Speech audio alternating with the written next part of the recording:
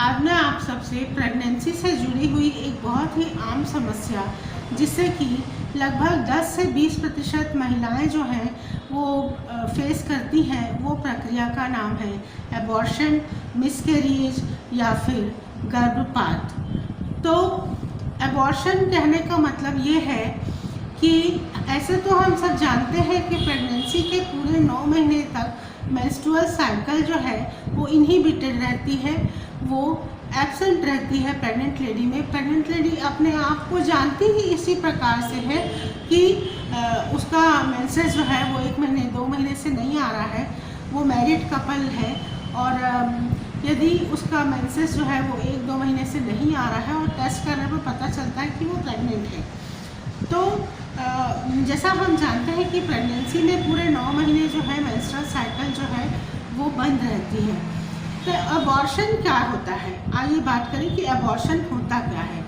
तो एबॉर्शन उस प्रक्रिया का नाम है जिसमें प्रेग्नेंट लेडी के 20वें से लेकर के 28वें सप्ताह के बीच कोई प्रोडक्ट ऑफ कंसेप्शन, मतलब जो कंसेप्शन के कारण गर्भावस्था के कारण जो अंदर बच्चा पल रहा है, उसकी किसी न किसी रूप से उसकी डेथ हो जाती है। बोलने में बहुत ख़राब लगता है कि किसी न किसी कारण से बच्चे की डेथ हो जाती है और प्रेगनेंसी को जो है हमको ख़त्म करना पड़ता है। तो ये एबॉर्शन का डेफिनेशन है सिंपल लैंग्वेज, जिसमें वैसे बुक्स में जो लैंग्वेज यूज़ की है उसको तो आप जानते ही हैं, पर मैं एक एबॉर्शन को बहुत सिंप्लीफाई करके बताने के लिए मैं एक लेमैन का टर्मिनोलॉजी यूज़ कर रही हूँ। तो यदि होम्योपैथिक कॉलेज के स्टूडेंट्स इसे देखें तो अपनी बुक से ज़रूर टैली कर लें, और जनरल पेशेंट्स को टैली करने की कोई ज़रूरत नहीं है। मैं सिंपल लैंग्वेजेस में ही एबॉर्शन की पूरी जानकारी आपको दूँगी। तो एबॉर्शन जो है ये प्रोडक्ट ऑफ कंसेप्शन 20 से 28वें सप्ताह के मध्य यदि लेडी का प्रेगनेंसी था और अचानक उसको ब्लीडिंग होने लगी, या ब्लीडिंग के साथ साथ बच्चे का छोटा शरीर बाहर आ गया, तो इस कंडीशन को गर्भपात कहते हैं। तो ये देखा जाता है कि यदि 500 ग्राम से वजन बच्चे का कम है या 500 ग्राम है, तो बच्चा जो है वो बाहर आने के बाद, यूट्रस से बाहर आने के बाद सेल्फ सर्वाइलेंस या फिर अपनी ज़िंदगी मौत से लड़ सकता है, ऐसा नहीं होता है। 500 ग्राम या उससे कम वेट का बच्चा जो है उसको वो यदि यूट्रस के थ्रू बाहर आता है तो उसे हम कहते हैं एबॉर्शन, और उस फीटस को कहते हैं अपन, उस प्रोडक्ट को कहते हैं एबॉर्टस। तो ये देखा जाता है कि मैटरनल एज यदि ज़्यादा हो, बच्चे का क्रोमोसोमल एबनॉर्मलिटी हो, जैसे क्लाइनफेल्टर सिंड्रोम या टर्नर सिंड्रोम, इसके अलावा इन्वायरमेंटल फैक्टर, थायराइड और ल्यूटियल फेस डिफेक्ट में जाते हैं यदि हम, तो ये hormonal abnormalities, anatomical abnormalities maternal health और फीटल हेल्थ के साथ जुड़ी हुई चीज़ है। तो एबॉर्शन के प्रकार जो है वो अपन आगे देखेंगे। सबसे पहले तो मैं आपसे बात कर लेती हूँ कि एबॉर्शन जो है वो किस किस टाइप का होता है। तो सबसे पहले टाइप का एबॉर्शन जो होता है वो होता है थ्रेटन एबॉर्शन। थ्रेटन एबॉर्शन वह एबॉर्शन है जिसमें प्रेग्नेंट लेडी को ब्लीडिंग तो शुरू हो गई रहती है, लेकिन उसका फीटस अंदर जीवित रहता है। अगर हम उसका सोनोग्राफी करा के देखें तो फीटस जो है वो अंदर जीवित पाया जाता है और ऐसी प्रेगनेंसी को कंटिन्यू करवाया जा सकता है। आइए देखें कि एबॉर्शन के टाइप्स क्या होते हैं। तो सबसे पहला टाइप ऑफ एबॉर्शन है थ्रेटन एबॉर्शन। थ्रेटन एबॉर्शन वह एबॉर्शन है जिसमें ब्लीडिंग पर वजाइना प्रेगनेंसी के बाद शुरू हो जाती है, लेकिन अगर सोनोग्राफी में देखा जाए कि प्रोडक्ट ऑफ कंसेप्शन का क्या स्थिति है या एम्ब्रियो की क्या स्थिति है, तो एम्ब्रियो जो है या फीटस जो है इसके अंदर अलाइव या जीवित रह सकता है। जबकि ब्लीडिंग पर वजाइनम होने से, प्रेगनेंसी के दौरान ब्लीडिंग पर वजाइनम होने से एक डर तो रहता ही है कि कहीं अबॉर्शन ना हो जाए या बच्चे का जीवन ख़त्म ना हो जाए।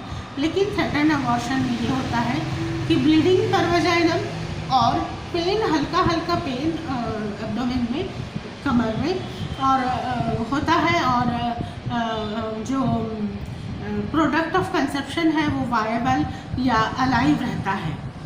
तो इस कंडीशन में अपन देखते हैं कि इस कंडीशन में यदि हम इनको एंटी अबॉर्टिव ड्रग जैसे डुओडिलान, मेड्रॉक्सीप्रोजेस्टेरोन, एलोपैथी में मेड्रॉक्सीप्रोजेस्टेरोन या डुओडिलान, इस टाइप की जो ड्रग है वो देने पर प्रेगनेंसी जो है वो 9 महीने तक कंटिन्यू की जा सकती है, लेकिन बेड रेस्ट के साथ। इसके अलावा इनएविटेबल अबॉर्शन, इनएविटेबल अबॉर्शन वह अबॉर्शन है जिसमें प्रोडक्ट ऑफ कंसेप्शन की डेथ हो जाती है और अबॉर्शन जो है वो कंफर्म हो जाता है कि बच्चा जो है अब अलाइव स्टेट में नहीं है।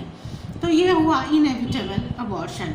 इसमें इनएविटेबल अबॉर्शन में ये देखा जाता है कि फीटस जो है वो एक्सपेल आउट हो गया है, वो जीवित नहीं रह सकता, पेन, ब्लीडिंग पर वजाइनम, एब्डोमिनल पेन, ये सब के साथ साथ अगर प्रोडक्ट ऑफ कंसेप्शन या फीटस जो है वो बाहर आ गया है तो इस कंडीशन को कहते हैं हम इनएविटेबल अबॉर्शन।